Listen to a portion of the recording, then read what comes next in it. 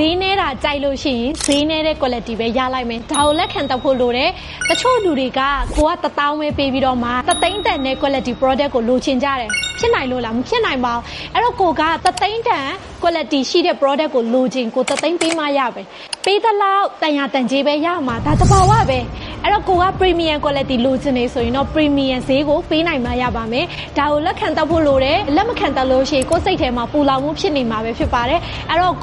ကိုရောင်းတဲ့ပစ္စည်းကဈေးကြီးလို့လေဈေးကြီးတာနဲ့ထိုက်တန်တဲ့လောက်ကိုရောင်းနိုင်ရမယ်အဲ့လိုမျိုးပဲကိုယ့်ပစ္စည်းကဈေးနဲ့လို့လေဝယ်နေကြမလို့ဒီ quality နဲ့ဒီတန်မိုးဆိုတာကိုက်ညီမှုရှိတယ်ဆိုရင်အရာအလုံးကရောင်းလို့ရတယ်လို့ဝယ်တဲ့သူဘက်ကလည်းဒါကိုနားလိုက်ထားဖို့လိုပါတယ်ဥမာကိုကအင်ကြီးအကောင်းစားရချင်တယ်ဒါပေမဲ့ကိုက1000လောက်ပဲသုံးချင်နေဆိုရင်တော့အဆင်မပြေနိုင်ပါဘူးအဲ့တော့ဒီသဘောတရားလေးနားလည်လို့ရှိရင်ကိုယ့်ရဲ့ဘဝမှာ